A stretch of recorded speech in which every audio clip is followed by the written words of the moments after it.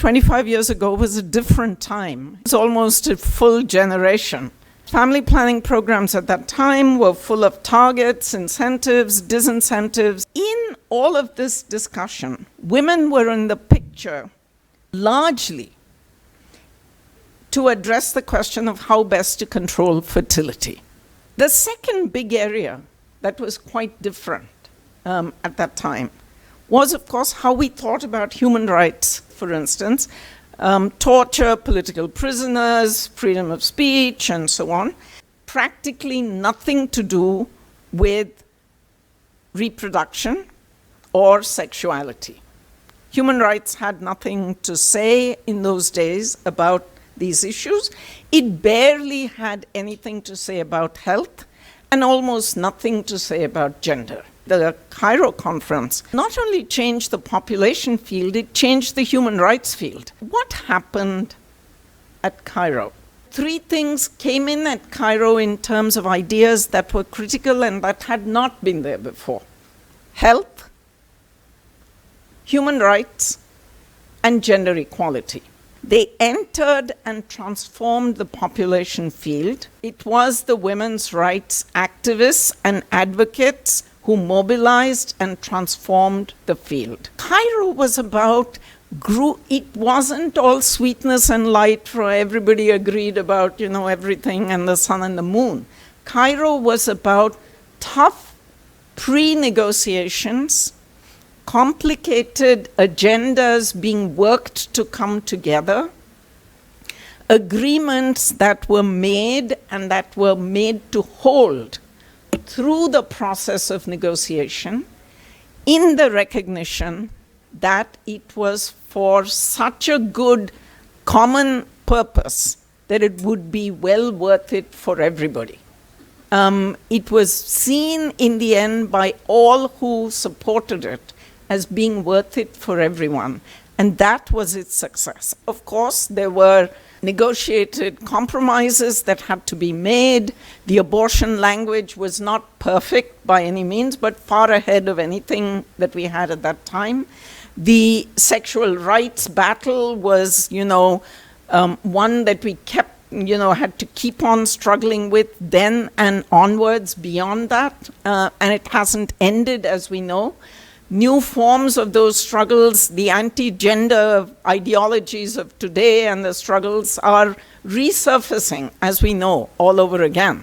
But there are methods and possibilities that I believe that we can learn from and use.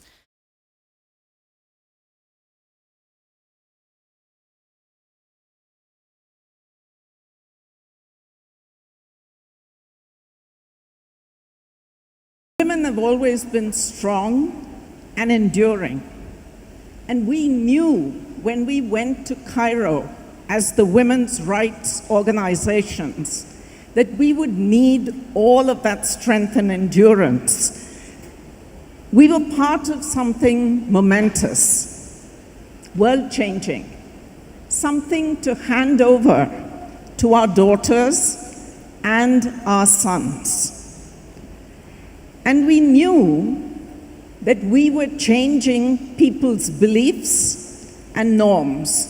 And that was one of the biggest accomplishments in a world where the powerful patriarchies of millennia had kept women and girls subordinate for far too long.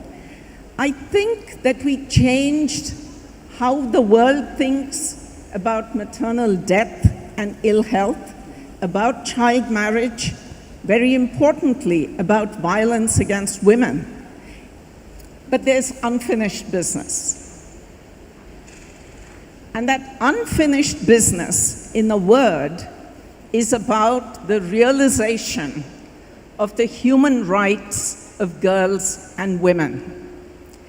And that unfinished business has to do with the sexual and reproductive health and rights of adolescents and young people, women's rights to bodily autonomy and integrity, including the right to safe abortion when needed, the right to be free of abuse, of violence in so many of the places and spaces where we live.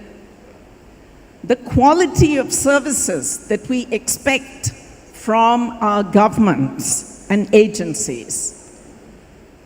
The sexual rights of all people as human rights. The rights of refugees and migrants, of people with disabilities, and those marginalized on the basis of poverty, of race or ethnicity, of caste or religion.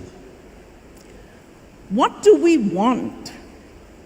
We want the recognition and funding and support so that women and girls can not only speak truth to power, but can transform power.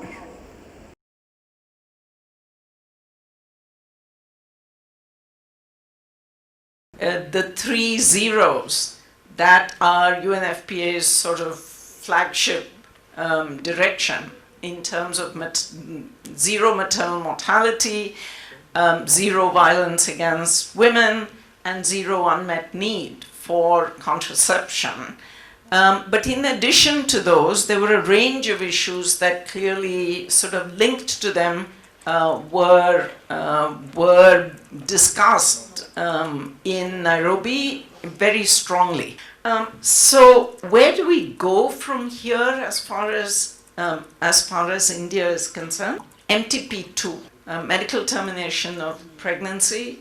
It's been sitting around for too long. We need to really move that agenda. Secondly, on FP 2020, we really do need to pay attention in getting to that zero that UNFPA has set, that the agenda of rights is front and center, and that accountability and transparency are much more strongly built in to this. Comprehensive sexuality education is doing much better now than it was a couple of years ago. There's far more energy there, but I think that this agenda needs to move forward. The quality of services. It's important that facilities be improved, obviously, for quality, and ultimately the violence against women and girls agenda.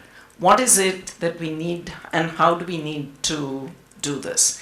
My last point is really that how do we prioritize so that we can actually say, all right, we're going to collectively work towards these issues with this time frame, in this manner.